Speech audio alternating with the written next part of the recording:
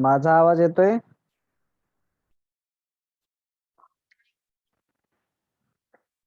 I hope हो, माझा हो. आवाज तुमच्या सगळ्यापर्यंत पोहोचतोय.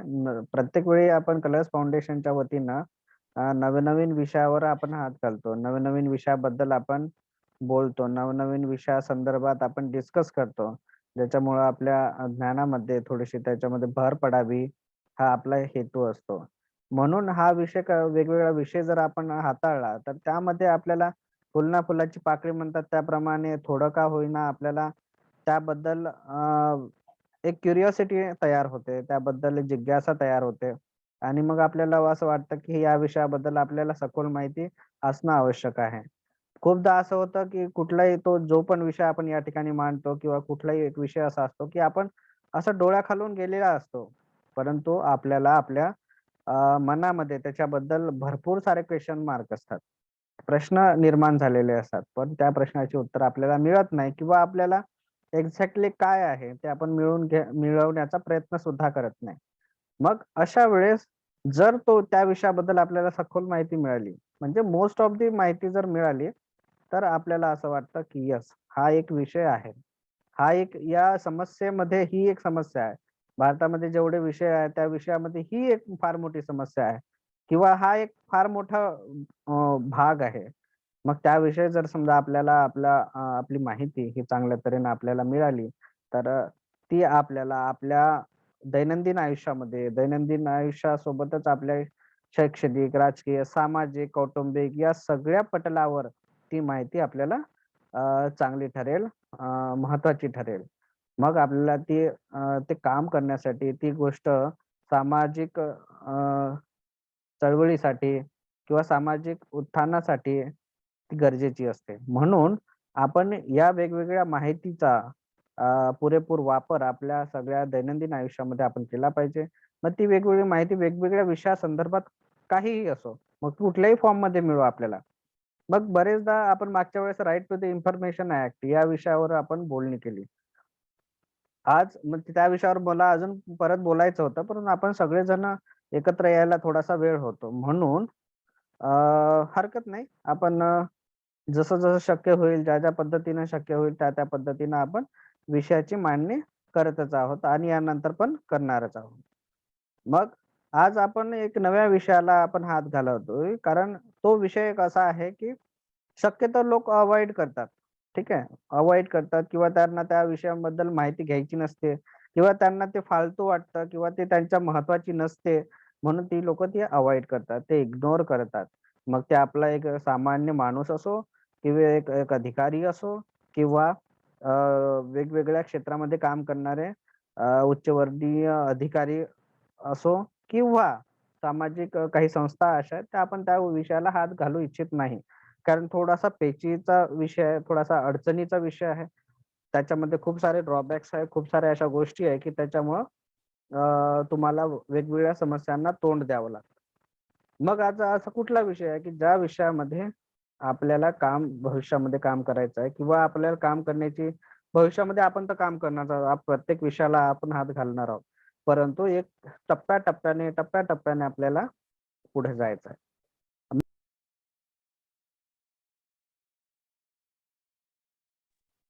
आय डोंट नो हे कसं काय ऑटोमॅटिक बंद झालं, है ना?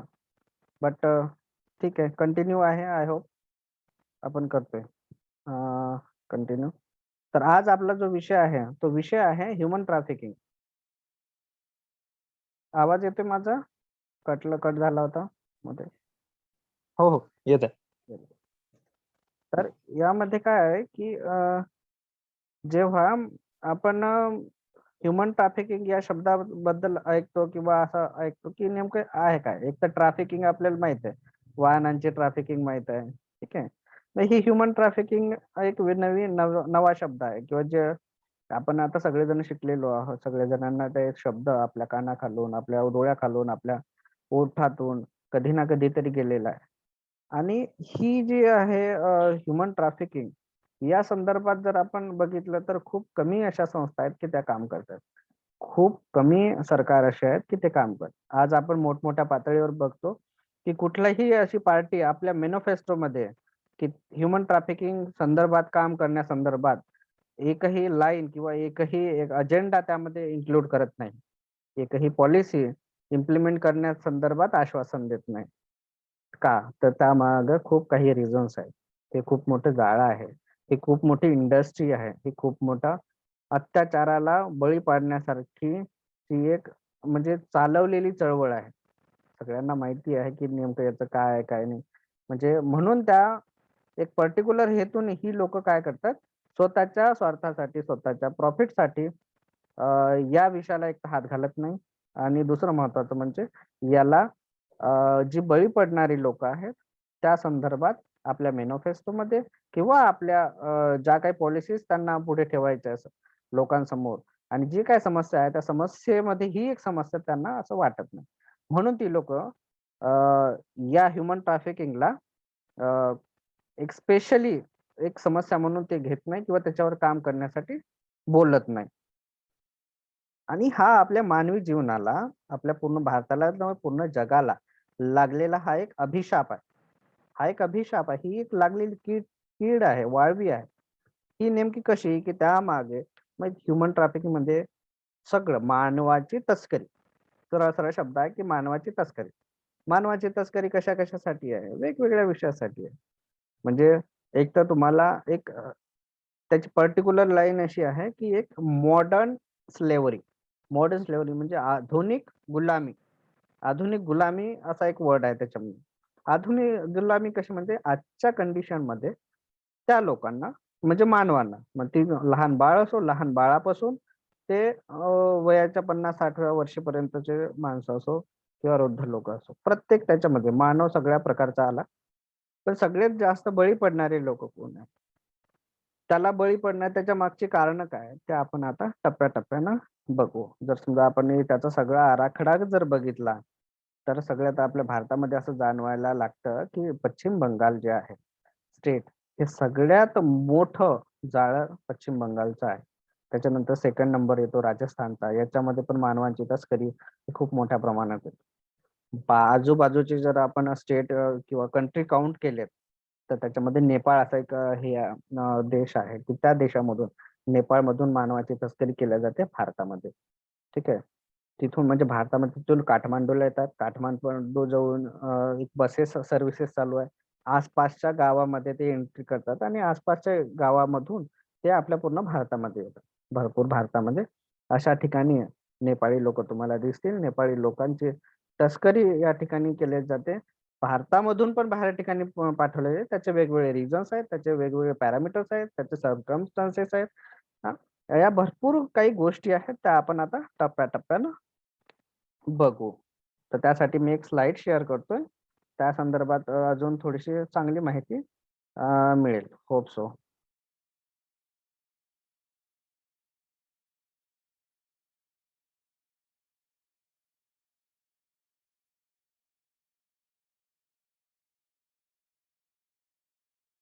दिसतंय इथे?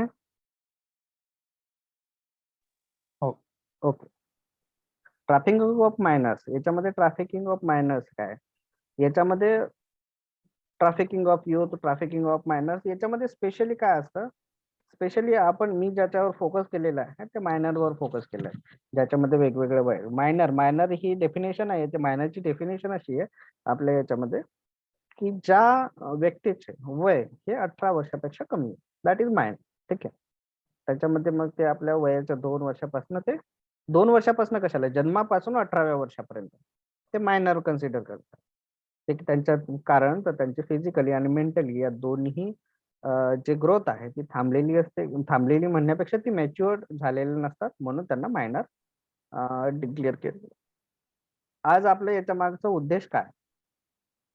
उद्देश असा आहे की gain a greater understanding of the issue of human trafficking and its prevalence in school and communities.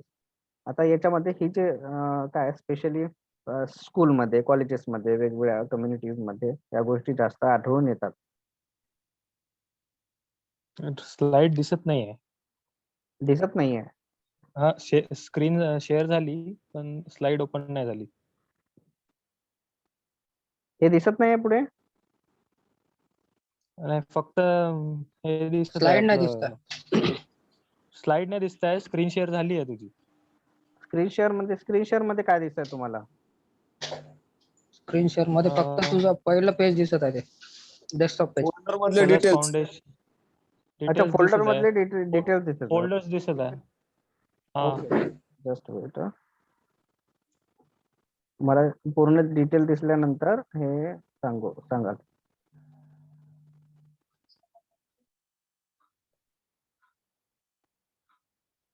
हा, हे पहिलं पेज आलंय. ट्रॅफिकिंग ऑफ मायनर्स दिसतंय? नाही ना. नाही दिसतंय, फक्त फोल्डर दिसतंय तुम्हाला. हो ओपन व्हायचं आहे ते बहुतेक. मी कॅन्सल करतोय, ही पण शेअर कॅन्सल करतोय जरा, जेणेकरून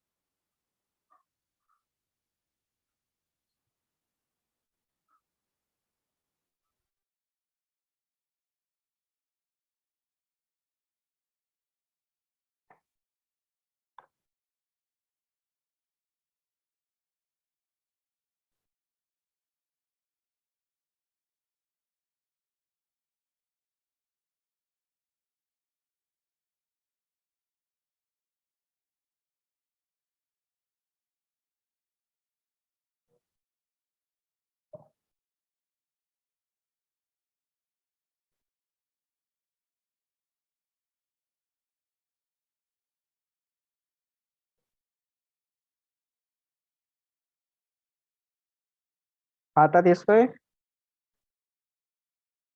हो आता दिसतंय. ओके.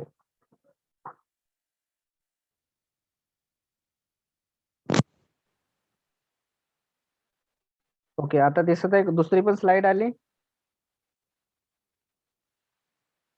दुसरी स्लाइड आली का कोणी? हो. ओके ओके, कोणी एक थोडस आन्सर करा, ठीक आहे. Gain a greater understanding of the issue of human trafficking and its prevalence in school and communities. Okay. Learn about indicators and warning signs of trafficking involvement. याच्यामध्ये काय इंडिकेटर्स काय? आपल्याला कधी असं कळेल की इथे ह्युमन ट्रॅफिकिंग आहे किंवा हे होत आहे, की तेव्हा ह्युमन ट्रॅफिकिंग मध्ये इन्व्हॉल्वमेंट होत आहे, असं नेमकं काय इंडिकेटर्स आहेत त्याचे, तर ते आपण इथे बघू शकतो. हे वेगवेगळे स्पॉट आहे, वेगवेगळ्या म्हणजे वर्ल्ड मधले, की त्या ठिकाणी ह्युमन ट्रॅफिकिंग होतं. व्हॉट इज ट्रॅफिकिंग याच्यामध्ये आपल्याला काय वाटतं? ठीक आहे, याच्यामध्ये ट्रू ऑर फॉल्सच्या याच्यामध्ये आपण दिलेलं आहे. For an actively to be consider trafficking, the victim must have been transported across the country or state in life. जेव्हा एखादी व्यक्ती, ठीक आहे, ही ट्रान्सपोर्ट होते एका भागातून दुसऱ्या भागामध्ये, एका स्टेटमधून दुसऱ्या स्टेटमध्ये, किंवा एका देशातून दुसऱ्या देशामध्ये, that is trafficking. That is trafficking. ते अॅनिमल ट्रॅफिकिंग मध्ये सगळे अॅनिमल्स आले, त्याच्यामध्ये ह्युमन ट्रॅफिकिंग मध्ये सगळे ह्युमन आले. म्हणजे अशा प्रकारचे दोन प्रकारचे आपण या ठिकाणी म्हणू शकतो, हे ट्रॅफिकिंग आहे. द बेसिस याला काय आहे, ह्युमन ट्रॅफिकिंग मध्ये is a form of modern day slavery. ठीक आहे. आजच्या आधुनिक युगामध्ये आधुनिक या दैनंदिन जीवनामधली ही गुलामगिरी आहे. Where traffickers profit from the control and exploitation of their victims. Actually काय आहे ना, की नेमकं ही कशासाठी केली जाते? ही लोकांना गुलाम बनवतात फक्त स्वतःच्या प्रॉफिटसाठी. त्याच्यावर काय करतात? कंट्रोल करतात, त्याच्यावर मॉनिटर करतं, त्यांचं शोषण केलं जातं आणि त्यातनं प्रॉफिट मिळवल्या जाते. सपोज जर समजा मी एखादं रॅकेट चालवत आहे किंवा एखादा ग्रुप ऑफ द चाइल्ड आहे, त्या चाइल्ड करून मी काम करून घेत असेल माझ्या प्रॉफिटसाठी. त्यांचे सगळ्या स्कूल सगळं सोडून त्यांचं शोषण करत आहे. त्यांना कामाला लावलंय. त्यांच्याकडनं 100 रुपये मी त्यांच्याकडनं रोजानी त्या मुलांना कोणत्यातरी एका इंडस्ट्रीला देतोय किंवा त्यांना एखाद्या चौकामध्ये भीक मागण्यासाठी देतोय. तर याचा अर्थ मी त्यांना गुलाम बनवतोय. त्याच्यावर मॉनिटर करण्यासाठी काही लोक ठेवलेले आहेत. त्यांना कंट्रोल करण्यासाठी लोक ठेवले आहेत. मग त्यांना त्यांच्याकडनं 100 रुपये कमवून घ्यायचे, त्यांना 10-10, 20-20 रुपये द्यायचे.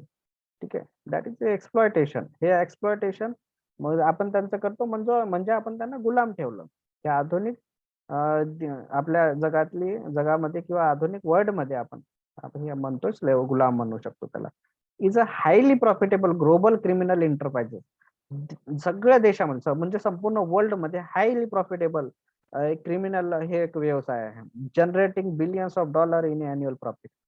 संपूर्ण जगामध्ये सगळ्यात जास्त प्रॉफिटेबल बिझनेस असेल तर ह्युमन ट्रॅफिकिंगचा बिझनेस आहे आणि सगळ्यात इलिगल आहे. हा संपूर्ण मानव जातीसाठी काळीमा फासणारी एक व्यवसायाची ही मालिका आहे. ही एक चेन आहे आणि हे क्रिमिनल जाळं जे आहे ते जगामध्ये सगळ्यात स्ट्रॉंगेस्ट पर्सन जे आहेत, भरपूर लोक जे क्रिमिनल ऍक्टिव्हिटीज मध्ये इन्व्हॉल्व आहे, अशी लोक हे जाळं फैलवतात. या जाळ्याला प्रतिसाद देतात, मोटिवेट करतात आणि याच्यातून बिलियन्स ऑफ डॉलर पैसा हे कमवतात. Operates according to the dynamic of supply and demand. हे कशामध्ये डिमांड अँड सप्लायच्या बेसिसवरतीच याची मुवमेंट होते. सपोज जर समजा महाराष्ट्रामध्ये डिमांड कमी असेल तर महाराष्ट्रामध्ये ते देणार नाही. ते देतील आपल्या राजस्थानला किंवा ज्या ठिकाणी जास्त डिमांड आहे त्याच ठिकाणी सप्लाय होतो. Allowing of multiple entry points into combating traffic. याच्यामध्ये एवढं मोठं जाळं असल्यामुळे काय होतं ते की वेगवेगळे एंट्री पॉइंट्स आहेत. त्याच्यामध्ये त्यांना सरकारी जे काही यंत्रणा आहे त्या यंत्रणेमधूनही त्यांना पाठबळ मिळतं, मदत मिळतं. म्हणून ह्युमन ट्रॅफिकिंग हे मोठ्या प्रमाणात आपण पाहू शकतो. आणि हे ह्युमन ट्रॅफिकिंग असं नाही की एकट्या माणसाचं हे काम आहे. त्याच्यामध्ये खूप सगळे सरकारी यंत्रणा आहे, निमसरकारी यंत्रणा आहे त्याच्यामध्ये इन्व्हॉल्व आहे. याच्यामध्ये एक छोटासा व्हिडिओ आहे. हा व्हिडिओ जरा बघा तुम्ही.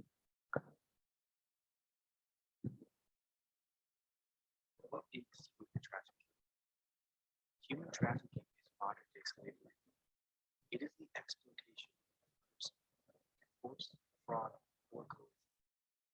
Human smuggling and human trafficking are different problems. Human smuggling is the illegal movement of someone across the border. Human trafficking is exploitation of person. Human trafficking is about exploitation, not transportation. Human trafficking is a highly profitable crime and a violation आवाज अटकत आहे. आवाज अटकत आहे. every part of the world.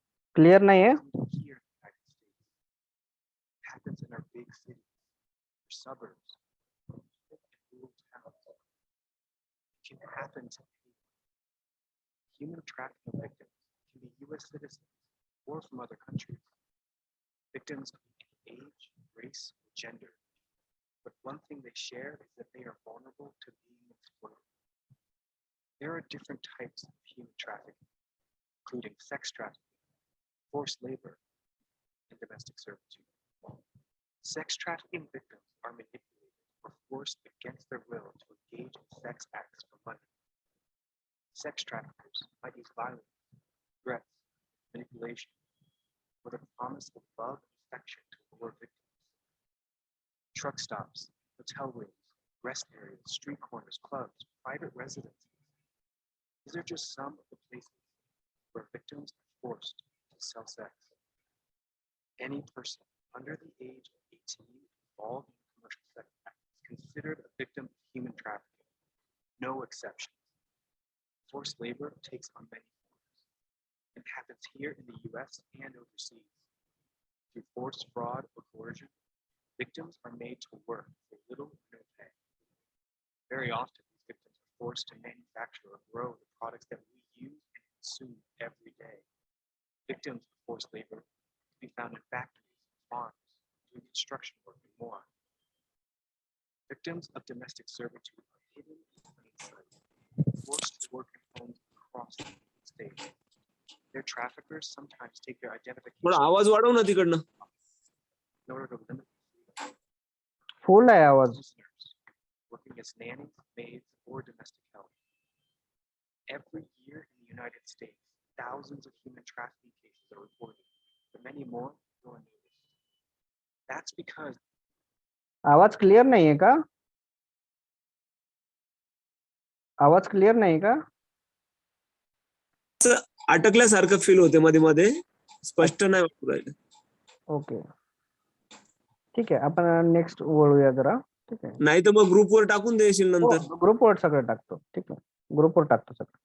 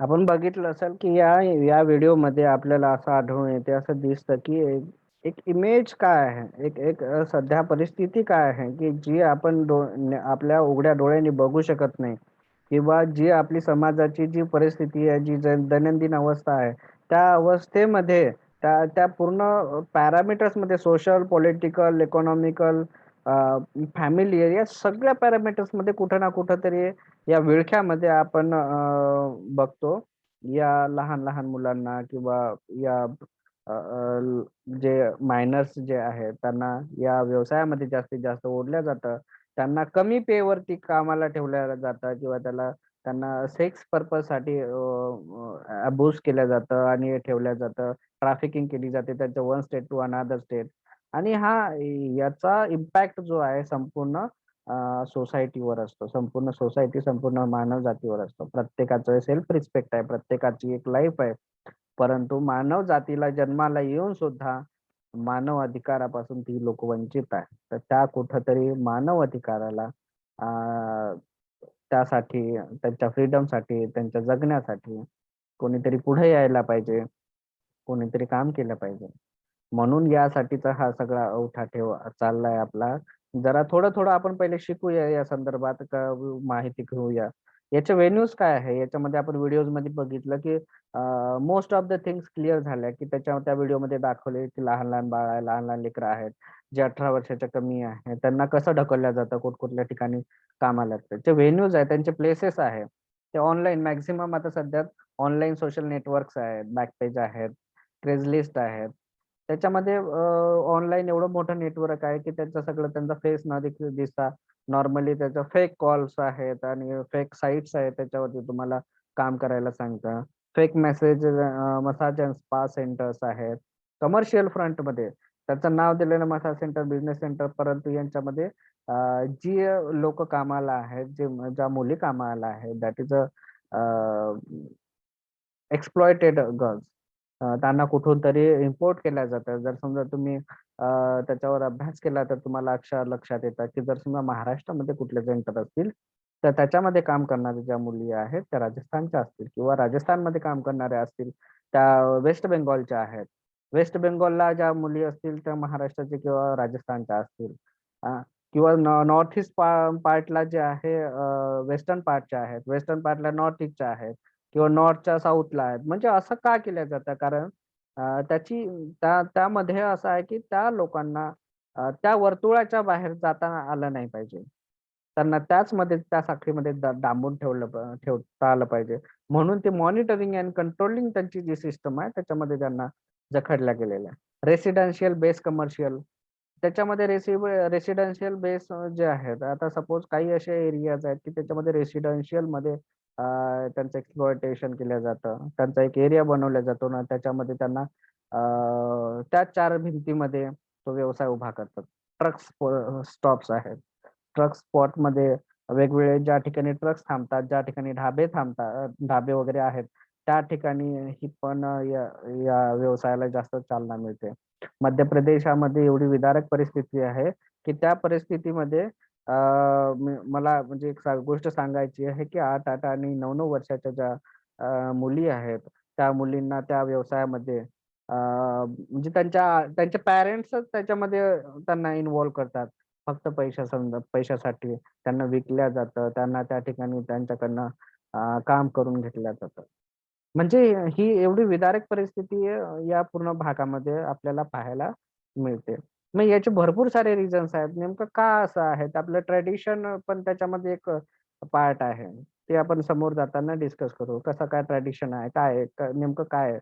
Hotels आणि मोटेल्समध्ये आपण बघतो की चहा देणारा लहान मुलगा असतो 8-9 वर्षाचा.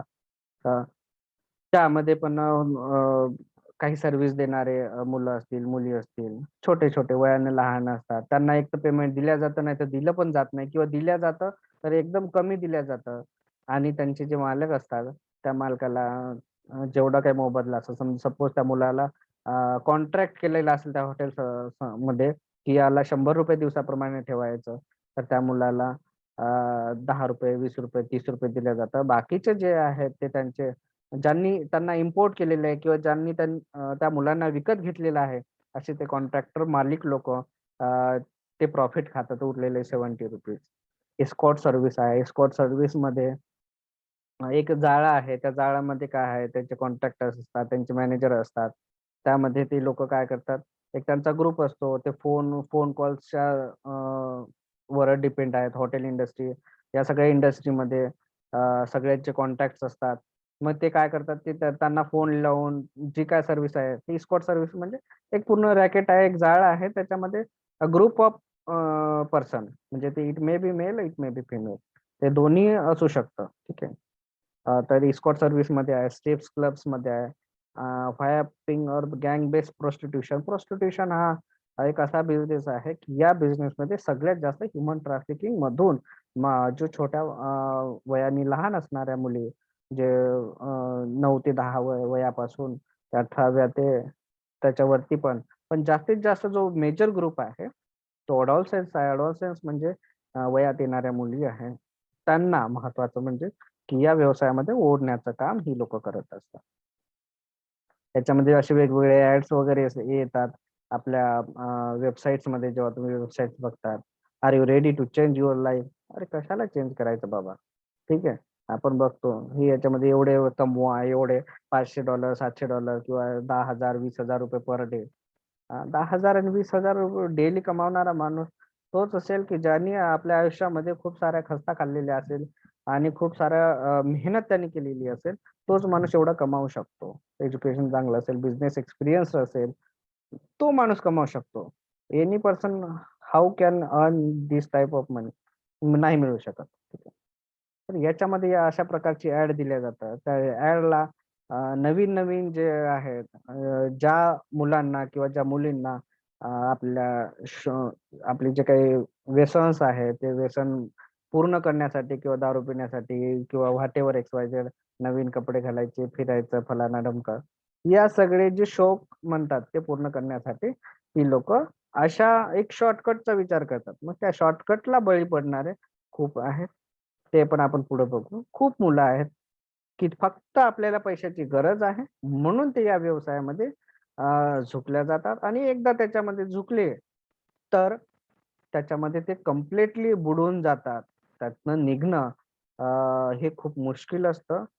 जवळपास 97% ऑफ द जे काही लोक आहेत जे या व्यवसायामध्ये खिचल्या गेलेत ते त्याच्यामध्येच अडकून राहतात. फक्त 2 ते 3% लोक असे आहेत की ते फक्त बाहेर निघू शकतात.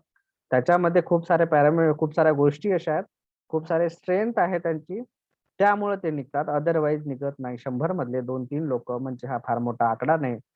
आणि सगळ्यात मोठं लॉस याच्यामध्ये त्या लोकांचं होतं की ज्यांचं शिकण्याचं वय आहे, ज्यांचं नवीन करिअर घडवण्याचं वय आहे, ज्यांचं नवीन काही नव्या उमेदीनं लाईफ जगण्याचं वय आहे.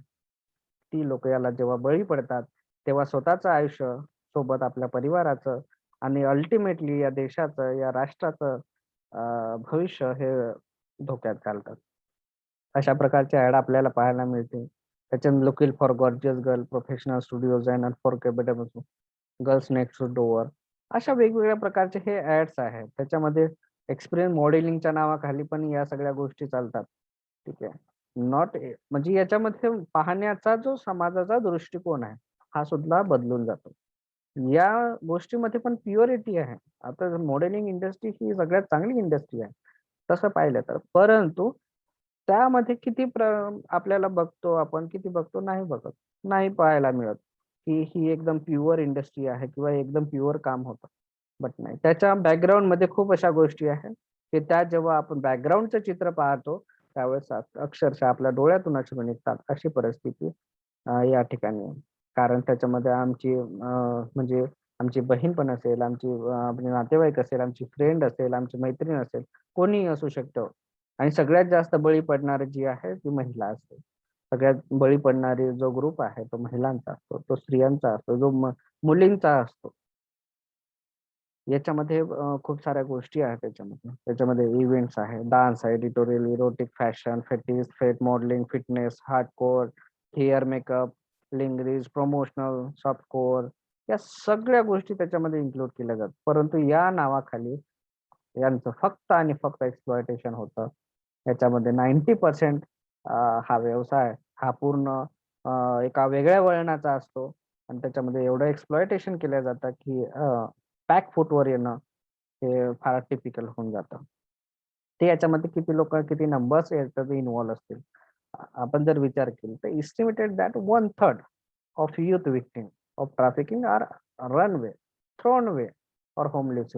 ज्यांना घर नाही, महत्वाचं म्हणजे ज्यांना घराच्या बाहेर काढलेलं आहे, जे कुठेतरी रस्त्याला आहे, ज्यांना कोणी माय बाप नाही किंवा त्यांना आधार नाही किंवा काय, होमलेस आहे, मग अशी ही बळं पडतात. ज्यांना व्यसन आहे अशी लोक बळी पडतात. जवळपास 100 मधले 33% म्हणजे 1/3 झाले एवढे ट्रॅफिकिंगचे केसेस आपल्याला पाहायला मिळतात. The number of 10 to 17-year-old involved in commercial sexual exploitation in the United States each year likely exceed 250,000, with 60% of this victim being runaway, thrown away and homeless. या इंडियन डाटा जर आपण बघितला तर दर दिवसाला 1017 केसेस पाहायला मिळतात इंडियामध्ये. दर दिवसाला. म्हणजे म्हणजे याची आपण जर समजा पूर्ण तपासणी केली तर आपल्याला असं आढळून येतं की कित्येक अशा केसेस आहे की त्या केसेस आपल्या सामाजिक स्थान जे आहे आपलं, त्या सामाजिक स्थानामुळं केस रिपोर्ट पण नाही देत, आई वडील पण देत नाही आणि नाही ते लेकरं देऊ शकत. As a many 1/3 of the teen run away or thrown away youth will be approached by trafficker within 48 hours. आपले जर समजा एखादं टीनेज म्हणजे जे वयात आलेले जे आहेत मुलं, मग ते मुलगा असो किंवा मुलगी असो, की यांचे 1/3 जे आहेत 33% हे असे आहेत की त्यांना जेव्हा ते घराच्या बाहेर निघतात, पहिली गोष्ट घराच्या बाहेर निघणं त्याच्यासाठी काहीतरी एक प्रॉपर कारण असतं, एक रिझन असतं की बाबा मला घराच्या बाहेर काय जायचंय. असे तर नाही की बाबा मला पीएचडी करायची आहे, I want to achieve something, मला काहीतरी करिअर करायचं आहे किंवा मग स्पेशल याच्यामध्ये नासामध्ये जायचं आहे म्हणून मला शिकायला जाऊ द्यायचं आहे. चांगल्या ठिकाणी शिकायचं आहे आणि अशा ठिकाणी जाऊन मला एज्युकेशन घेऊन करिअर करायचं आहे आणि त्यांचे पालक नाही म्हणत आहे, असं तर नाही भेटत. मग हे कुठले मुलं आहे की त्यांना काहीतरी एक तर व्यसनी किंवा मग त्यांच्या डोक्यांमध्ये काहीतरी वेगळं भरवणारे लोक आहेत. कोण नसतं, आपल्याच परिवारातला माणूस असतो. मॅक्झिमम क्राईम रेट जो आहे, सगळ्यात जास्त क्रिमिनल जे बघितल्यावर क्राईम कशा होतात, आपल्याच लोकांमधून, फॅमिली मेंबर असेल किंवा फ्रेंड सर्कल असेल किंवा नोन पर्सन असेल, यांच्यामध्येच कोणतरी तो क्राईम करणारा माणूस असतो.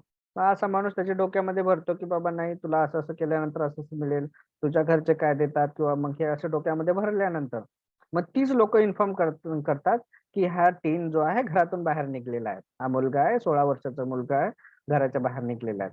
मग ते अप्रोच करतात विदिन 48 आवर्स. म्हणजे हे 1/3 केस आहे, म्हणजे जवळपास 33%, 100 मधल्या 33 लोकांना अप्रोच केलं जातं विदिन 48 आवर मध्ये. कारण त्यांना जेव्हा 48 मध्ये अप्रोच केलं जातं तेव्हा त्यांना नेमकं लक्षात येतं की नाही, जॉब पाहिजे, बाहेर राहायचं असेल तर त्या जॉब पाहिजे, पैसा पाहिजे, राहण्यासाठी जागा पाहिजे. मग इमिडिएटली जॉब कोण देईल? परिस्थिती अशी आहे, शिकल्या सवरल्या लोकांना पण जॉब नाहीये. एज्युकेशन किती आहे, क्वालिटी खूप मोठी आहे, स्किल्स पूर्ण भरून आहे, मग अशा लोकांना सुद्धा जॉब मिळत नाही. खरंच या 16 वर्षाच्या मुलाला जॉब मिळेल का किंवा मुलीला इमिडिएटली जॉब मिळेल का? जर आपण चित्र हे बघितलं तर आपल्याला असं आढळतं की जर समजा त्याला एवढं पेमेंट पडत असेल किंवा एवढं या गोष्टी करत असेल तर समथिंग इज रॉंग, काहीतरी हे वेगळं होत आहे, काहीतरी चुकीचं घडत आहे. मग याच्यावरती इमिडिएटली हे आपल्या पॅरेंट्सनी किंवा आपल्या आसपास असणाऱ्या लोकांनी लक्ष घालायला पाहिजे. कधी कधी आपण हे असं करतो, पोरगं ऐकत नाही, काय करा हा वेगळा विषय झाला. परंतु जर आपण जातीनं त्याच्यामध्ये लक्ष घातलं तर मला असं वाटतं की एक मुलगा किंवा एक मुलगी त्या जाळ्यातून बाहेर नक्की पडेल किंवा त्या जाळ्यामध्ये जाण्यापासून आपण त्यांना थांबवू शकतो. 50% the percentage of minors served by covenant house who engage in commercial sex for the place to stay. हा, त्या वेगवेगळ्या ठिकाणी जसे प्रॉस्टिट्यूशनल हाऊस आहे त्या ठिकाणी हे एक प्लेस तयार करतात, वेगवेगळे बिल्डिंग तयार करतात आणि त्या बिल्डिंग मध्ये ज्या ठिकाणी ते थांबतात त्याच ठिकाणी ते कमर्शियलायझेशन करतात त्या गोष्टीचं.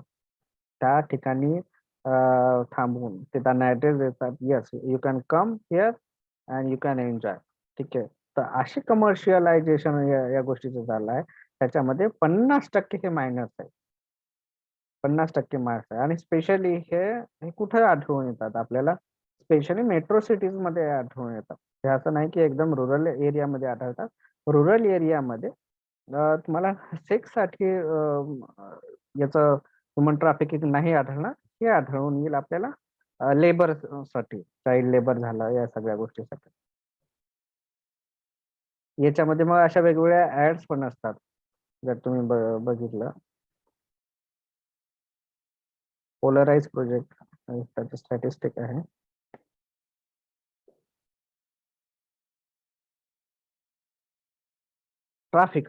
trafficking victim usually know their traffickers prior to their bring trafficked boyfriend, friend, family member. मी आताच म्हटलं तुम्हाला, आता सांगताना म्हटलं की हा नेमकं कोण असतो. तो एकटा आपला म्हणजे मुलगी असेल तर तिचा बॉयफ्रेंड असतो, की त्या बॉयफ्रेंडला माहित असतं की ही जाणार आहे किंवा whatever X Y Z, no नसते. हा, तर ते एक असतो. फ्रेंड असतो. हा, कुठला तरी मित्र असेल की ते त्याला इन्फॉर्म करते यस जाणार आहे. आणि जर समजा त्या फ्रेंडची इंटिग्रिटी किंवा त्याच्यावर त्याची मानसिकता आहे ती जर वेगळी असेल तर हा इन्फॉर्म करतो. फॅमिली मेंबर्स यांच्याकडनं माहित पडतं. इंटिग्रिटी असो म्हणजे ते माहित असो नसो, नोन डायरेक्टली और इनडायरेक्टली बोथ वेनी ते माहिती त्याच्यापर्यंत पोहोचते. Traffickers come from all walk of life and often know the victim. आपल्या आयुष्याच्या कुठल्याही वळणावर ते येऊ शकतं. द ट्रॅफिकर्स याच्यामध्ये काय आहे? कोण असतं हे ट्रॅफिकर? जे आपल्याला म्हणजे मानवाची तस्करी करणारे लोकांमध्ये कोण, की त्याचं पर्सेंटेज काय? सगळ्यात जास्त पर्सेंटेज जे आहे ते आपल्या फॅमिली मेंबरचं. मगाशी बोलताना मी सांगितले 36% मेंबर त्याच्यामध्ये आहे की फॅमिलीचं कॉन्ट्रीब्युशन आहे. तो फॅमिली आपली एकदम जवळचा मेंबर असो की दूरचा मेंबर असो, इमिडिएट फॅमिली 36%. बॉयफ्रेंड आहेत मुलींचे, तर त्याच्यामध्ये 27% of the boyfriends they directly inform to the trafficker. और ट्रॅफिकर असं नाही की त्यांना एखादी डिग्री दिलेली आहे किंवा ते त्या पडद्याच्या पुढे आलेले आहेत, असं असं नाहीये. बट ते इनडायरेक्टली असतात, ते पडद्याच्या मागे असतात, ते बॅकग्राऊंड मध्ये काम करतात. जसं आता लेटेस्ट आपण एक पोर्नोग्राफीचं उदाहरण घेतलं, कुंद्राचं आहे. जवळपास 74 करोड रुपये त्यांनी एका वर्षामध्ये कमावलेले आहे. म्हणजे हे बॅकग्राऊंड मध्ये सगळे काम होतं. याच्यामध्ये कोण आहे त्याच्या पोर्नोग्राफीमध्ये इन्व्हॉल्व्ह झालेले जे काही असतील, मुली असतील किंवा मुलं असतील, तर हे कोण आहेत? हे तर बाहेरून आलेले आहेत ना. ते कशासाठी? Yes I want to be a star. नाही, मला हिरो बनायचंय, मला हिरोईन बनायचंय, मला मॉडेलिंग करायचंय, मला ते मुंबईमध्ये एक कमी वेळामध्ये फ्लॅट घ्यायचा आहे. नाही, माझी लाईफस्टाईल ही पूर्ण लक्झरियस झाली पाहिजे. असे वेगवेगळे होप्स आहेत, वेगवेगळे ड्रीम्स आहेत. ते वेगवेगळे होप्स, ड्रीम्स ते सगळे त्यांचं फ्युचर ब्राईट करण्यासाठी असे शॉर्टकट्स वापरल्या जातात. म्हणून त्यांना या व्यवसायामध्ये ढकलल्या जातं. आणि ते एकदा त्यामध्ये ढकलले तर मग त्यांना तिथून निघणं हे फार महागाचं पडतं. फ्रेंड्स ऑफ फॅमिली, फॅमिलीचे मधले जे काही फ्रेंड्स असतील 14% त्यांचं कॉन्ट्रीब्युशन आहे. सपोज माझ्या फॅमिलीमध्ये माहित आहे की चंदन जातोय समथिंग इकडे तिकडे वाटेवर, तर त्यांनी जर समजा त्यांच्या कोणातरी मित्राला डिस्कस केलं असेल दिल्लीच्या एका, किंवा ते चंदन इकडे चाललं, तर ती फॅमिली फ्रेंड जो काय असेल, जो फ्रेंड असेल तो फ्रेंड कॉन्टॅक्ट करेल, मला फोन करेल किंवा मग जे काय असेल ते सांगेल, किंवा मग ते फ्रेंड त्या लोकांना इन्फॉर्म करेल, येस असा पर्टिक्युलर पर्सन आहे, he is going there and he want some job, he want some money, he want some something something. ठीक आहे. तर अशा प्रकारे ते इन्फॉर्म करतात. एम्प्लॉयर्स आहे. एम्प्लॉयर्स म्हणजे आता एक्सप्लॉयटेशन कसं होतं, की जर समजा एखादी कंपनी आहे, त्या कंपनीमध्ये काम करत असताना जर समजा 50 लोकांचा ग्रुप असेल, तर त्याच्यामध्ये काही मुली असतात, काही महिला असतात, किंवा मग कमी वयाचे असतात. कमी वयाचे तर आता आपल्या इंडियामध्ये फार कमी प्रमाणात मिळतात. जी रजिस्टर्ड कंपनी आहे, तर ते एम्प्लॉयर म्हणजे एम्प्लॉय देणार म्हणजे रोजगार देणारे एम्प्लॉयर, दॅट इज एम्प्लॉयर. मग त्याच्यामध्ये सिनियर्स आहेत, मग ती लोक एक्सप्लॉयटेशन करतात. माझं माझं मी स्वतः सांगतो, माझं एक्सप्लॉयटेशन झालं. मी एका मॅगझिनला काम करत असताना मला 8,000 रुपयामध्ये काम करावं लागलं. It's exploitation. ठीक आहे, माझं एक्सप्लॉयटेशन आहे. मी एडिटरचं काम केलं, 30,000 35,000 सॅलरी असते. मग मी एडिटरचं काम याच्यामध्ये व्हिज्युअल एडिटिंग मध्ये काम केलं, त्याचे मला 4-5 हजार रुपये मिळाले असते.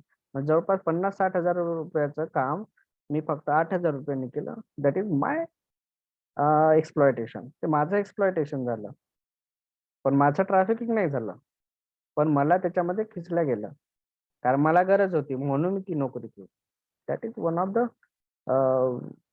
म्हणू शकतो आपण स्ट्रेंजर्स आहेत, जे माहितच नाही आपल्याला, अननोन आहे, जे रॅन्डमली गेले किंवा रॅन्डमली कुठेतरी भेट झाले, तर त्यांचे पण 9% contribution. Exploit, vulnerable and manipulate याच्यामध्ये victims a history of child welfare involvement in widely considered to be a major contributor to increasing minors vulnerability to traffic. ठीक आहे, मायनर मध्ये जास्त आहे. The themes of trauma, abandonment and disruption begins in a childhood. As central to the narrative of adolescence, girls traffic into the commercial sexual exploitation. Girl describe having had a profound sense of being alone without resources. बघा, ही सगळ्यात मोठी टर्मिनॉलॉजीज आहे. याच्यामध्ये काय आपण बघतो 12 ते 14 वयोगटामध्ये at the average age at which girls first become victim of prostitution. कोणत्याही ठिकाणी गेल्यानंतर म्हणजे जर समजा या व्यवसायामध्ये मुलींना अडकवायचं असेल तर 12 ते 14 हा जो वयोगट आहे, या वयोगटातल्या मुलींना या व्यवसायामध्ये जबरदस्तीने ढकलल्या जातात. आता याच्या पलीकडे जाऊन काही गोष्टी आहेत, मी त्या थोडासा क्लिअर करत असताना चला जर समजा विसरलो तर असू द्या, मी आताच सांगतो. हा 12 ते 14 या वयोगटामध्ये हे फक्त ओनली सेक्स संदर्भातच ह्युमन ट्रॅफिकिंग होत नाही. हे सगळं आपण जे देतोय हे चाइल्ड साठी संदर्भात देतो. पण सगळ्या संदर्भात असं आहे की सपोज की 12 ते 14 वयोगटामध्ये एखादी मुलगी आहे तर तिला त्याच्यामध्ये त्या व्यवसायामध्ये ढकललं जातं. त्या त्या मुलीचं सगळं काही शोषून घेतलं जातं. इवन दो जर समजा मुलगा असेल तर त्याला पण लेबर, चाइल्ड लेबर म्हणून कुठेतरी ठेवलं जातं, त्याच्याकडनं काम करून घेतलं जातं. आणि सपोज आता हे दोन्हीही त्या कामाचे राहिलेले आहेत ज्या कामासाठी यांनी ठेवलेलं होतं. सपोज 14 वयोगटापर्यंत ही जर मुलगी असेल, आता तिच्याकडनं ते काम होत नाही ज्या पर्पज साठी तिला त्या लोकांनी बोलावलं. काहीतरी तिथं प्रॉब्लेम आहे, त्याच्यामध्ये काहीतरी म्हणजे खूप मोठा मेजर प्रॉब्लेम आहे. तो मेजर प्रॉब्लेम या लोकांच्या लिमिट पेक्षा जास्त आहे. म्हणजे समजा ताप आली तर पॅरासिटामॉल देतात, हे सगळ्या गोष्टी आहेत. सपोज काहीतरी डिसॅबिलिटी आली तर मग ही लोक काय करणार? आपल्या जर घरी बैल असेल, बैल जर समजा पाय तुटला त्याचा किंवा काय झालं तर आपण ते काय करतो, विकून टाकतो ना बैल. तर तशी ती लोक काय करतात, ते विकून टाकतात त्यांना. मग त्याही कामी नाही त्याही कामी नाही. मग काय करतात अशा लोकांचं, तिचं लिव्हर चांगलं असेल तर ते लिव्हर सेल करतात, लिव्हर काढल्या जातात. किडनी असेल किडनी काढल्या जातात, हार्ट असेल हार्ट काढल्या जातात, डोळे असेल डोळे काढल्या जातात आणि ती विकल्या जातात. सपोज 5 लाखाची जर किडनी असेल तिचं, ती देत असेल, तिच्याकडनं काढून घेतली जात असेल तर ते 5ही लाख रुपये त्या दलालाला प्रॉफिट आहे. ती तर गेली, जीवाने गेली, सगळं एक्सप्लॉइट झालं. आणि जेव्हा तिला या व्यवसायामध्ये अडकवलं होतं, तिचे जे काय आई वडील असतील त्या आई वडिलांना 15 ते 20,000 रुपये देऊन शांत केले जातात, किंवा जास्तीत जास्त 50,000 1 लाख रुपये देऊन शांत केल्या जातात. आणि संपलं, तिचं आयुष्य संपलं, फुल स्टॉप लागला तिच्या आयुष्यावर. अशी विदारक परिस्थिती या व्यवसायामधून, या चाइल्ड लेबर आणि चाइल्ड प्रॉस्टिट्यूशन मध्ये आपल्याला पाहायला मिळते. 11 ते 13 या वयोगटामध्ये boys and transgender youth first become victim of prostitution. लहान मुलं आहेत ते पण प्रॉस्टिट्यूशन मध्ये याच वयोगटामध्ये ढकलल्या जातात, 11 ते 13व्या वयोगटामध्ये. ट्रान्सजेंडर युथ मध्ये पण फर्स्ट टाइम हीच हायेस्ट ते वयोगट आहे त्याच्या वयोगटामध्ये मुलगी असो किंवा मुलगा असो किंवा ट्रान्सजेंडर असो, हे यामध्ये इन्व्हॉल्व्ह होतात. याची व्हल्नरेबिलिटी, होमलेस कसं हे एकदम कसं होतं, म्हणजे काय नेमकं कारण काय आहे? होमलेस, रनिंग अवे, ठीक आहे. याच्यामध्ये काय 91% youth are approach for some type of labour trafficking. याच्यामध्ये 91% होमलेस युथ जे आहेत त्यांना अप्रोच केलं जातं फक्त लेबर कामासाठी.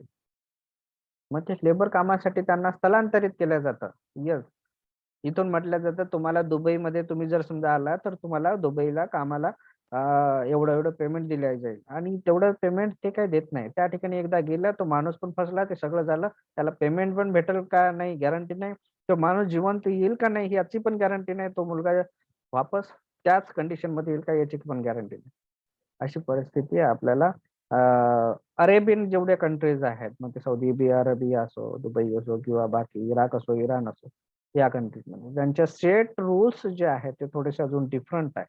त्याच्यामध्ये जशी आपली डेमोक्रेटिक कंट्री आहे, लोकशाही आहे भारतामध्ये, तसे रूल त्या ठिकाणी नाही. Economic vulnerability, poverty, lack of education, poor employment opportunities. आपल्याकडे काही नाही, पैसा नाहीये. पैसा नाही तर भरपूर साऱ्या गोष्टी नाही. गरिबी आहे, खायचे वांदे आहे, कसं करायचं? लॅक ऑफ एज्युकेशन, खायचेच वांदे आहे, त्या ठिकाणी शिक्षण कुठून घेणार? इंडिव्हिज्युअल गोष्टी कळतं, सरकारची काहीच गोष्टी नाही याच्यात. या गोष्टीमध्ये सरकारने भाग घ्यायला पाहिजे. सरकारने या गोष्टी संदर्भात काम करायला पाहिजे. पॉलिसीज फ्रेम करायला पाहिजे आणि फ्रेम करून चालणार नाही तर इम्प्लिमेंटेशन करायला पाहिजे.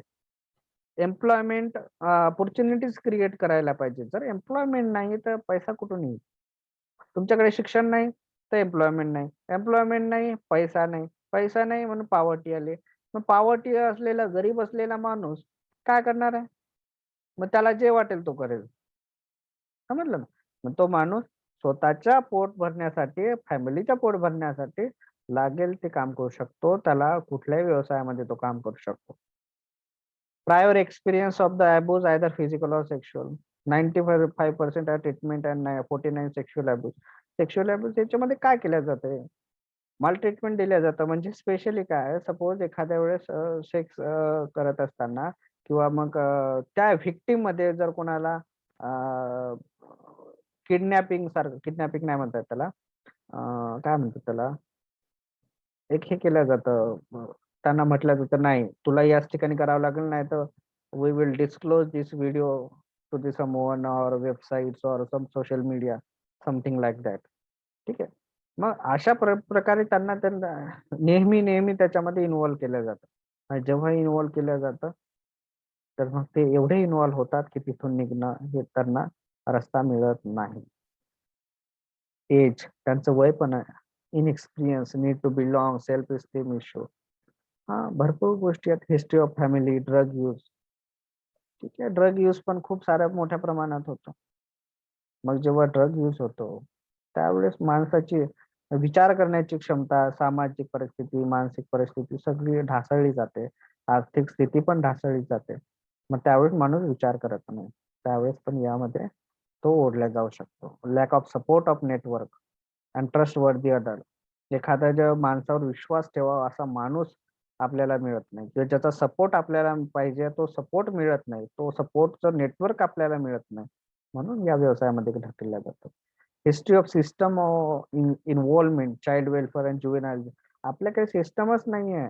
आपल्या भारत देशामध्ये असं एखादं सिस्टम नाही आहे की जर या एखादा लहान बाळ किंवा वयाच्या 9व्या-10व्या वर्षी जर एखादी मुलगी त्याच्यामध्ये इन्व्हॉल्व्ह झाली, स्वतःहून इन्व्हॉल्व्ह होत नाही, ती इन्व्हॉल्व्ह केली जाते. मग ही इन्व्हॉल्व्ह केल्या जाण्याचे जे काही रिझन्स आहेत त्याच्यावर काम करण्याची जी यंत्रणा आहे, ती यंत्रणा जर प्रॉपरली इम्प्लिमेंट त्यांनी ते काम केलं, फ्रेम केलेली जी पॉलिसी आहे इम्प्लिमेंट केली, तर ही गोष्ट कुठेतरी थांबेल. आणि याच्यामध्ये इन्व्हॉल्वमेंट जी आहे ती इन्व्हॉल्वमेंट कमी होईल आणि चाइल्ड वेलफेअर साठी ही फार एक मोठी गोष्ट ठरेल. जुव्हेनाइल जस्टिस, जे चाइल्ड लेबर वगैरे आहे किंवा या संदर्भात जी न्याय व्यवस्था आहे ती व्यवस्था आपल्याकडे बळकत नाही.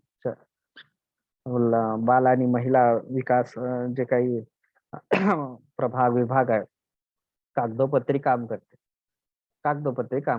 जेवढं आपण बघतो त्याच्यामध्ये जर ट्रान्सपरन्सी असते, त्यांच्यामध्ये अकाउंटेबिलिटी असते, तर ही परिस्थिती आपल्याला पाहायला मिळाली नसते. डिसॅबिलिटीच्या स्पेशल एज्युकेशन्सने, हा आपल्यामध्ये डिसॅबिलिटी खूप सारे असे आहेत डिसॅबिलिटीज मुळे पण या ठिकाणी हे ओढल्या जातात. स्पेशल एज्युकेशनची गरज आहे, हा ठीक आहे, सेक्स एज्युकेशन दिल्या जात नाही. एक लैंगिक एज्युकेशन जी शिक्षा होती मध्यंतरी चालू केले होते जेव्हा वसंतराव पुरके शिक्षण मंत्री होते, त्यावेळेस त्यांनी स्पेशल हा विषय टाकलेला होता. या विषयावर बोलायला पाहिजे, या विषय डिस्कस करायला पाहिजे. It's not a bad. या ठिकाणी जी नॅचरल गोष्ट आहे ती नॅशनल गोष्ट एकमेकांमध्ये डिस्कस झाली पाहिजे, सांगितलं पाहिजे. याच्यामुळे खूप सारे ड्रॉबॅक्स आहेत जे आहेत किंवा जे काही प्रॉब्लेम्स क्रिएट होणार आहे त्या प्रॉब्लेम कमी प्रमाणात क्रिएट होतील किंवा जे काही मोठ्या प्रमाणात, जसे आता जर समजा सेक्स एज्युकेशन नसेल तर खूप साऱ्या अशा मनामध्ये क्वेश्चन मार्क असतात की हे झालं तर असं काय होईल, तेव्हा झालं कसं होईल. मग ह्या गोष्टी डिस्कस जर केल्या तर मला वाटतं की त्याची जास्त क्युरिओसिटी, असं पडदा झाकून ठेवल्यासारखं असं नाही राहणार. गोष्ट समजेल, त्याच्यामध्ये काही भरपूर गोष्टी आहेत, त्या गोष्टी माणसाला कळेल आणि प्रॉपरली काय डिसिजन घ्यायचं ते डिसिजन घेईल प्रत्येक व्यक्ती. मग कमीत कमी आई वडिलांनी, भाऊ बहिणींनी या संदर्भात बोलायला पाहिजे आणि मोकळं बोलायला पाहिजे. कारण ज्या गोष्टीमुळे प्रॉब्लेम क्रिएट होऊ शकतो, ही गोष्टी कधीही आपण डिस्कस केली पाहिजे. मग ती स्वतःची असो की सामाजिक असो. शेअर केली चांगल्या लोकांसोबत, जे ट्रस्ट वर्दी अडल्ट आहे त्या लोकांसोबत जर शेअर केली आपण गोष्ट, तर मला वाटतं की ते प्रॉब्लेम क्रिएट होण्यापासून आपण थोडंसं वाचू शकतो किंवा तेवढा आपल्याला इम्पॅक्ट पडणार नाही त्या गोष्टी. सेल्फ एस्टीम, आपल्यामध्ये सेल्फ एस्टीम आहेच नाही ना. सेल्फ कॉन्फिडन्स, सेल्फ वर्थ, स्वतःची किंमत आपण कधी ठेवत नाही, स्वतःच्या मध्ये कॉन्फिडन्स ठेवत नाही. स्वतःची ऊर्जा जी आहे, एनर्जी आहे, ती आपण सदैव ठेवायला पाहिजे. माणसाने स्वतःची एनर्जी ही नेहमी आपण एनर्जाइज राहिलं, नेहमी चांगली राहिलं, सेल्फ कॉन्फिडन्स आपला नेहमी हाय राहिला, तर आपण स्वतःला पहिले किंमत द्यायची, देन अदर पीपल. आणि स्वतःमध्ये जर समजा आपलं सेल्फ मोटिवेशन असेल, self esteem, self confidence, self worth, तर तो माणूस कुठल्याही क्षेत्रामध्ये सक्सेस होतो. ज्या क्षेत्रामध्ये त्याला इंटरेस्ट आहे किंवा ज्या क्षेत्रामध्ये तो कार्यरत आहे, तो सक्सेस होतो. म्हणून या गोष्टी फार महत्वाच्या आहेत. ते इम्पॅक्ट, याचा इम्पॅक्ट काय होईल? Physical injuries, health problem create होईल. जेव्हा एखादा चाइल्ड आहे, एखादा मुलगा मुलगी आहे, ते याच्यामध्ये फिजिकल सेक्शुअल व्हायलन्स मध्ये, याच्यामध्ये काय होतं, due to physical and sexual violence, broken bones, यांचे हाडं जे आहेत, हाडं खूप नाजूक असतात. लहान म्हणजे जे अडॉलसन्स मध्ये असतात त्यांचे हाडं ते ब्रोक डाऊन होतात. Untreated wounds, STD, STD stands for असतं सेक्शुअल ट्रान्समिटेड डिसीजेस आहेत, किंवा जेव्हा one to another person, another to multiple person सोबत सेक्शुअल ट्रान्समिशन होतं, त्यावेळेस हे रिप्रोडक्टिव्ह हेल्थ प्रॉब्लेम पण क्रिएट होतात. सेक्शुअली ट्रान्समिटेड डिसीज, सपोज एका व्यक्तीला डिसीज आहे, तो त्याच्यामध्ये जातो, ते त्याच्यामध्ये जातो, that is sexual transmitted disease. Reproductive health problem आहेत, मालन्यूट्रिशन म्हणजे कुपोषण आहे, ते कुपोषणाचे प्रॉब्लेम आपल्याला पाहायला मिळतात. रिप्रोडक्टिव्ह हेल्थ, काही मुलांना म्हणजे जेव्हा कपल्स असतात त्यांना बाळच होत नाही, खूप सारे प्रॉब्लेम असतात, किंवा ते विकनेस असतं कुठं ना कुठं दोन्ही. पहिले नॉर्मली असं आहे की आपण आपली जीवनशैली बदललेली आहे, खाण्यापिण्याची पद्धत बदललेली आहे, या गोष्टीमुळे ऑलरेडी प्रॉब्लेम आहे आणि या गोष्टीमुळे परत प्रॉब्लेम क्रिएट होतो. तर हा सगळ्यात मेजर प्रॉब्लेम आहे, जो आपल्या लाईफला खूप मोठा म्हणजे इम्पॅक्ट करून जातो. Mental and emotional health problem due to psychological trauma, त्या पीटीएसडी त्याचं हे आहे. Depression, anxiety, suicidal intention, depression, सगळ्यांना डिप्रेशन आहे. 97% ऑफ द अडॉलसन्स हे डिप्रेशन मध्ये असतात. अँझायटी, थकवा असतो नेहमी, थकवा येतो त्यांना नेहमी, आळशी असतो. सुसायडल आयडिएशन, त्याच्यामध्ये सुसाईडचे वेगवेगळ्या डोक्यामध्ये कल्पना येतात. हे कशाचे इम्पॅक्ट आहे? हे स्पेशली त्याचे इम्पॅक्ट म्हणतोय आपण, जे चाइल्ड अब्यूज झालेले आहे, जे सेक्शुअल आणि लेबर याच्या कामामध्ये ओढावलेले गेले आहेत, त्यांचं शोषण झालेलं आहे, त्या लोकांचे हे सगळ्यात मेजर प्रॉब्लेम आहे. डिसॅपर अँड हेल्पलेसनेस, त्यांना असं वाटतं होपलेसनेस, म्हणजे त्यांना असं वाटतं की आमच्या जीवनात काहीच आशा नाही राहिली, काही किरण नाहीये. म्हणून या सगळ्या गोष्टी होतात. ठीक आहे, आवाज येतोय माझा? सगळेजण आहेत का झोपलेत? हो येत आहे. Very good. आपण पुढं जास्त जाऊया पटापट. वेळ नको व्हायला.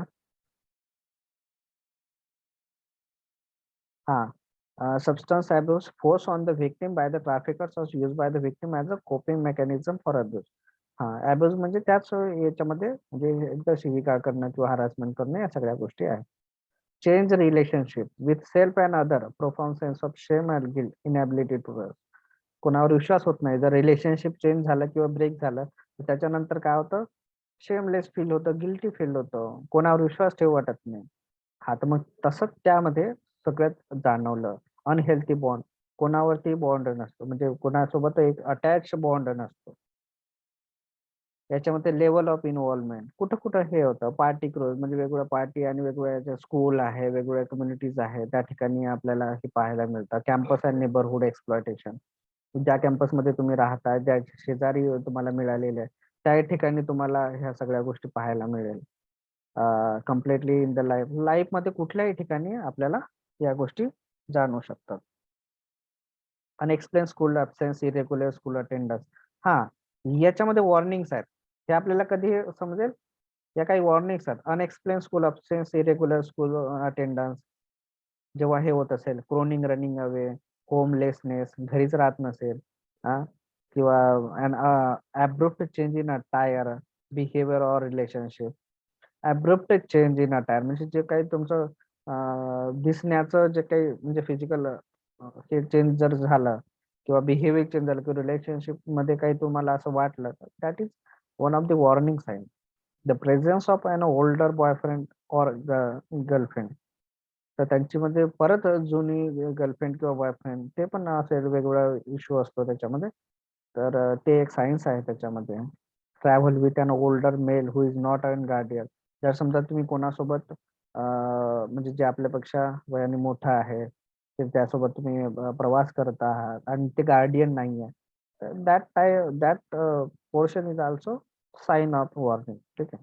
Reference to the frequent travel on other cities.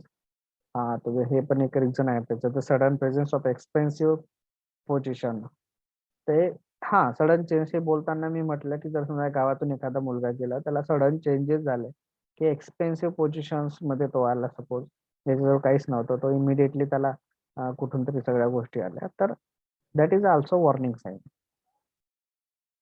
ज्याच्याकडनं तुम्ही काहीच एक्सपेक्ट करू शकत नाही, that is particular case. Unusual attachment to the cellphone. ज्याचा काही यूज नाही, unusual attachment to the cellphone, हा आपण सगळेजण पाहू शकतो, भरपूर ठिकाणी जाणवतो. ठीक आहे. बट बट हे जे सगळे पॉइंट्स आहे, मी मोस्ट ऑफ दी त्या केसेस संदर्भात बोलत आहे. ओके, कोणाच्या पर्सनल संदर्भात बोलत नाही. बाकी प्रत्येकाने आपापला अनालिसिस करावं. Lack of control over schedule, money and proof of identification. Sign of psychological distress such as depression, anxiety, paranoia, and suicidal ideation.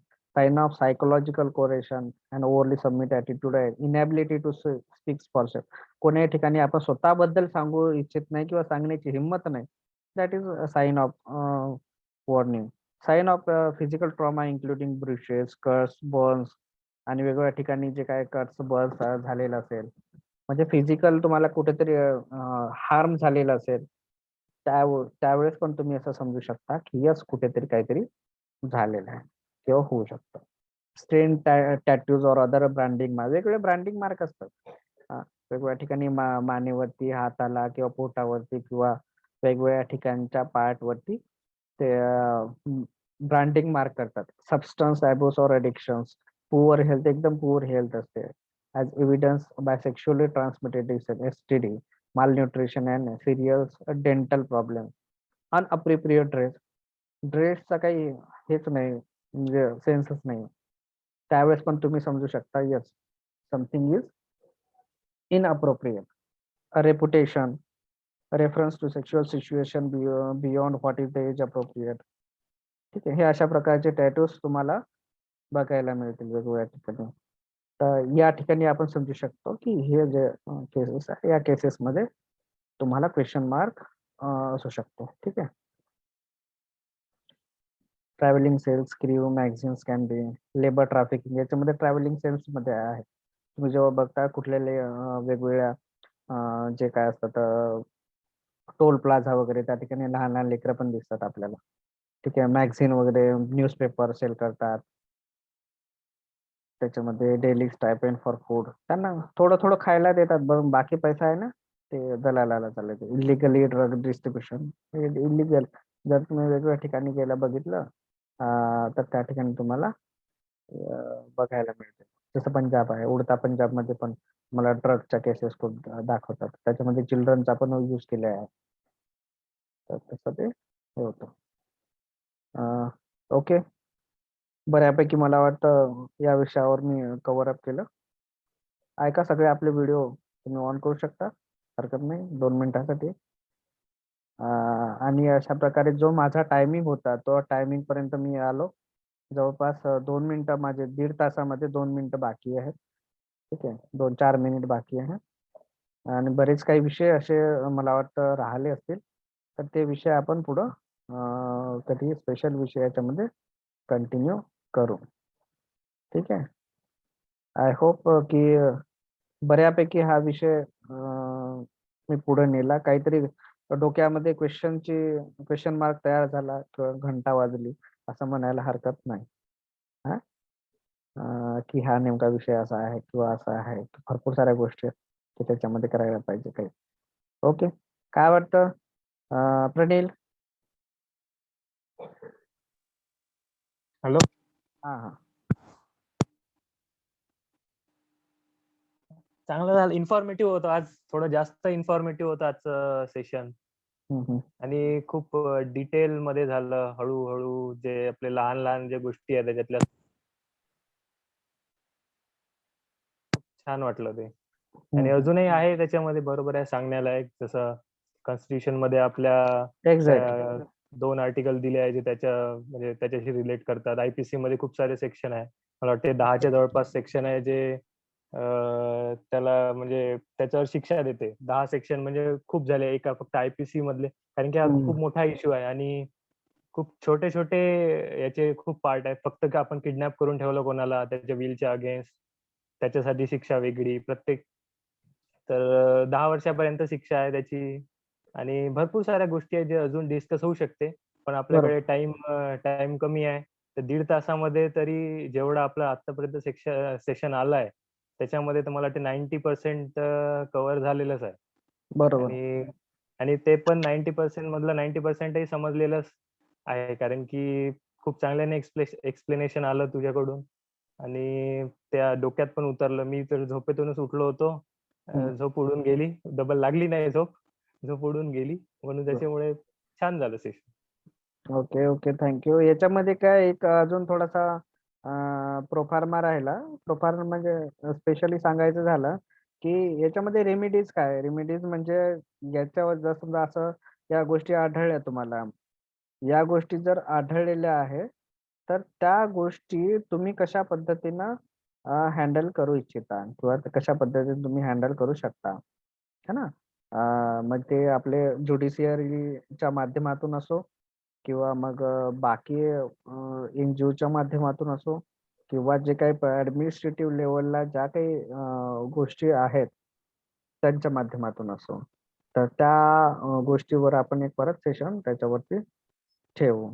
मला असं वाटतं की मी पण ठेवू शकतो याच्यावरती, पण जर तुला हा विषय पुढं कंटिन्यू करायचा झाला तर तू पण करू शकतो. तो विषय सुटलेला आहे किंवा जे टॉपिक्स सुटलेला आहे. इफ पॉसिबल अकॉर्डिंग जसं तुला वाटलं योग्य तर तसं तू करू शकतो. ठीक आहे. ओके, चला थँक्यू. हा, कोणाला बोलायचंय?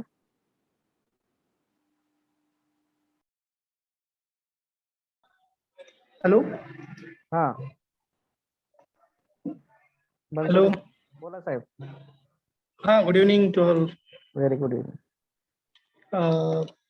मला काय पूर्ण ऐकता नाही आलं सगळं सेशन, परंतु विषय फार महत्वाचा आहे, गंभीर आहे आणि विशेषतः दुर्लक्षित आहे. दुर्लक्षित आहे. एक्झॅक्ट.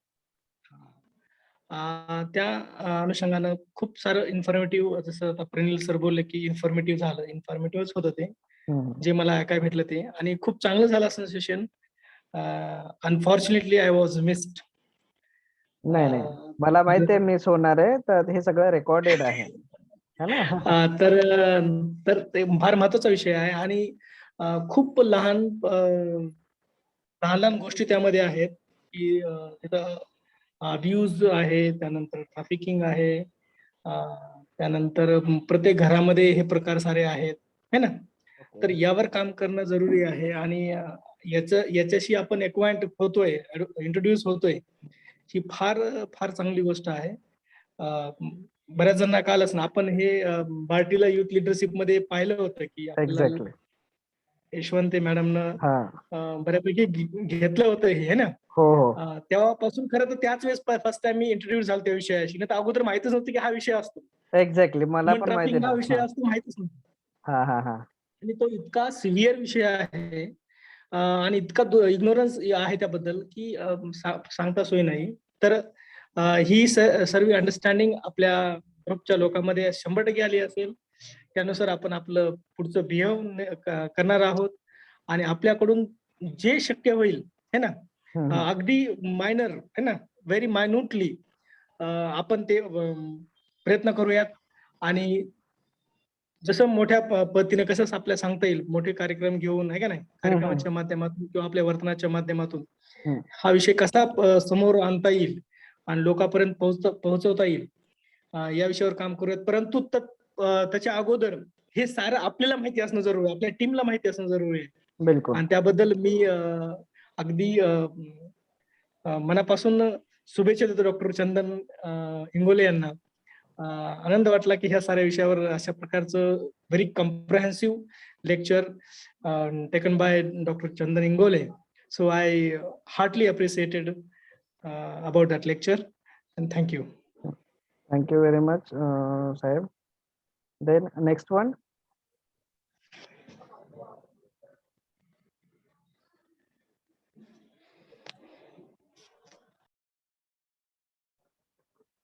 कोणी बोलू शकतो? संदीप सर आहे का जागेवर? काय आहे आजचं जे सेशन होतं तर ते सेशन चालू असताना सर्वप्रथम मी थोडस कामात होतो. पण ज्यावेळेस डॉक्टर चंदन सरांनी जेव्हा विषयात हात घातला तर त्यावेळेस म्हटलं की हा जो विषय आहे खूप अत्यंत महत्वाचा आहे आणि पूर्ण आवर्जून मी ऐकला. आणि ऐकल्याच्या नंतर म्हणजे असं लक्षात आलं की आजचे जे पण पिढी आहे, जी शाळेतली असो की कॉलेजची असो, सर्वात जास्त ते आज चित्रपटांच्या आहारी जातात आणि कमी वेळेत जास्तीत जास्त संपत्ती, जास्तीत जास्त पैसा कसा करण्यात येईल तर त्याच्यावर त्यांचं लक्ष असतं. एक उदाहरण सांगायचं म्हणजे की 2 वर्षापूर्वी म्हणजे यामध्ये मुलीच फक्त खेचल्या जातात असं काही नाही. नाही. 2 वर्षापूर्वी एक मुलगा होता जुमेर शेख नावाचा, माझा विद्यार्थी. हा तर तो थोडासा असा गुंडगिरी प्रवृत्तीचा होता, थोडा डॅशिंग होता, स्पोर्ट्समन होता, व्हॉलीबॉलचा प्लेअर होता. तर नकळत तो याच्यामध्ये बॉम्बेमध्ये खेचला गेला आणि खेचल्या गेल्याच्या नंतर तो हे आलं की बा म्हणजे जॉबची गरज आहे का, आणि मध्यंतरी त्याचे वडील वारले आणि वारल्याच्या नंतर त्याला खूप सारे पैशांची गरज होती. तर माझं वेटरचं वगैरे जॉब करता करता नंतर मग एका कार मॉल मध्ये काम करता करता नंतर त्याला असंच एक अननोन पर्सन आला आणि ते म्हटले की बा एक नाईट साठी तुला जायचं आणि त्या नाईटचे तुला एवढे एवढे पैसे भेटेल. तर त्या एक नाईटचे त्याला भेटत होते समजा जवळपास 40,000 भेटायचे. तर या मुलाच्या हातात फक्त 2,000 रुपये भेटायचे त्याचे. आणि असं करता करता त्याला थोडस काही आजार वगैरे जडल्या गेले आणि त्याच्यानंतर एकदा म्हणजे पोलिसांच्या धाडीमध्ये तो पकडला गेला. तर हा जो विषय आहे गंभीर आहे खूप, आणि गंभीर आहे आणि महत्वाचा देखील आहे. आपण आता महाविद्यालयीन जीवनात किंवा शालेय जीवनामध्ये आपण म्हणतो की लैंगिक शिक्षणाचे धडे विद्यार्थ्यांना दिले नाही पाहिजेत. पण लैंगिक शिक्षणाचं तर साईडला राहू द्या, पण कमीत कमी हे जे धोके आहेत पुढे चालून आणि आत्ताच्या काळामध्ये, आत्ताच्या समाजात, आत्ताच्या युगात दिवा स्वप्न बघता बघता म्हणजे हर एक वळणावर हे मोठे मोठे खड्डे आहेत. तर याची शहानिशा करून किंवा याचं ज्ञान हे आजच्या मुलांना होणं खूप गरजेचं आहे. आणि आजच्या मुलांना होणं खूप गरजेचं आहे, पण याचं नॉलेज आतापर्यंत मला देखील नव्हतं. तर जे नॉलेज चंदन सरांनी आज दिलेलं आहे तर ती मी माझ्या लेक्चरच्या माध्यमातून इनडायरेक्टली रित्या किंवा एखादा फ्री पिरियड असतो तर 10वी-12वीच्या मुलांना मी पोहोचवण्याचा नक्कीच प्रयत्न करेल. कारण की समजा एखाद्या केल्याने होत आहे रे आणि केलेच पाहिजे, तर या लेक्चरच्या माध्यमातून समजा मी समजतो की एक जरी मुलगा जर बाहेर आला तर ते आपल्यासाठी खूप महत्वाचं काम ठरेल. Very good. Thank you so much दादा. बेसिकली आजची जी पिढी आहे ती पिढी आपण तर जगतोय, परंतु या पिढीच्या या पलीकडे जाऊन येणारी जी पिढी आहे या पिढीला जर चांगल्या तऱ्हेनं जगू द्यायचं असेल किंवा चांगली त्यांची भूमिका या राष्ट्रासाठी निर्माण करायची असेल तर आपल्याला या छोट्या छोट्या उपक्रमाच्या माध्यमातून आपण मोरली आणि इथिकली स्ट्रॉंग करण्याचा स्वतःला आणि आपल्या परिवाराला, आपल्या समाजाला घडवण्याचा प्रयत्न आपण करूया. छोटे छोटे उपक्रम हे राष्ट्र निर्मितीसाठी खूप महत्वाचे ठरतात. इथिकली आणि मॉरली सपोर्ट हा सगळ्यात मोठा पोर्शन याच्यामध्ये आहे आणि याच माध्यमातून आपण आपल्या वर्तुळामध्ये जे जे लोक आहेत, ज्या ज्या भूमिका बजावणारे घटक आहेत, त्यांना आपण सांगू शकतो. त्यांना ह्या माहितीचा चांगला उपयोग आपण आपल्या परीनं नक्कीच केला पाहिजे. आणि जर अशा पद्धतीने झालं तर मला वाटतं की या कार्यक्रमाची या टॉक सिरीजचा हा जो भाग आहे याचं फलित झालं असं मला वाटेल. नेक्स्ट.